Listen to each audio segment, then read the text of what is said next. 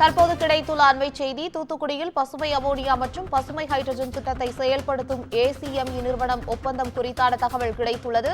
இதுகுறித்த கூடுதல் தகவல்களை தருவதற்காக தலைமை செய்தியாளர் சிவா இணைப்பில் இருக்கிறார். வணக்கம் சிவா, பசுமை அமோனியா திட்டம் குறித்தான கூடுதல் தகவல்கள். பவித்ரா, தமிழகத்தினுடைய தொழில் வளர்ச்சியை மேம்படுத்த வேண்டும் என்பதற்காக தொழில்துறை சார்பாக பல்வேறு முன்னெடுப்புகள் எடுக்கப்பட்டிருக்கக்கூடிய அதே நிலையில பசுமையாக தமிழ்நாட்டை வைத்திருக்க வேண்டும் என்பது தொடர்பான ஒரு கருத்துருவையும் தமிழக அரசு கொண்டிருக்கிறது. அந்த அடிப்படையிலேயே தூத்துக்குடியில் பசுமை அமோனியா மற்றும் பசுமை ஹைட்ரஜன் திட்டத்தை செயல்படுத்துவதற்கு ஆக்மி நிறுவனம் முன்வந்திருக்கிறது. குறிப்பாக 3000 முதல் 4000 ஏக்கர் நிலத்தை 40 ஆண்டுகளுக்கு குத்தகைக்கு பெற இந்த ஆக்மி நிறுவனம் முடிவு செய்திருக்கிறது.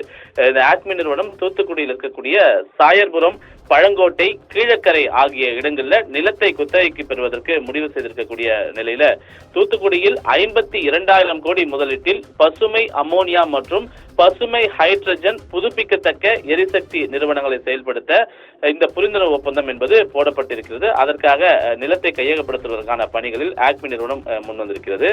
குறிப்பாக இந்த ஹைட்ரோ கார்பன் திட்டம், அமோனியா திட்டம் போன்றவை எல்லாம் தமிழகத்திற்கு பல்வேறு வகையிலான பாதிப்புகளை ஏற்படுத்துகிறது என்று தூத்துக்குடி உள்ளிட்ட பல்வேறு மாவட்டங்கள்ல பொதுமக்கள் ஆர்ப்பாட்டங்களை முன்வைத்த காரணத்தினால அந்த பகுதி, குறிப்பாக டெல்டா மாவட்டங்கள் முழுமையாக பாதுகாக்கப்பட்ட வேளாண் மண்டலம் என்பது அறிவிக்கப்பட்டிருந்தது. அதோடு மட்டுமல்லாமல் பொதுமக்களுக்கு ஆபத்தை விளைவிக்கக்கூடிய வகையிலான எந்தவித சாயப்பட்டறைகள், குறிப்பாக ஹைட்ரஜன், அதே போன்று இந்த அமோனியா போன்ற வாயுக்கள் வெளியேறக்கூடிய எந்தவித நிறுவனமும் தமிழ்நாட்டில் இருக்கக்கூடாது என்பதற்கான ஏற்கனவே ஒரு முடிவு தமிழக அரசு எடுத்திருக்கக்கூடிய நிலையில்தான் பசுமையாக அமோனியா மற்றும் ஹைட்ரஜன் திட்டத்தை செயல்படுத்த வேண்டும் என்ற ஒரு நோக்கத்தோடு இந்த ஆக்மி நிறுவனம் முன்வந்திருப்பதாக தமிழக அரசினுடைய தொழில்துறை சார்பாக அதுக்குரிய தகவல் என்பது வெளியிடப்பட்டிருக்கிறது.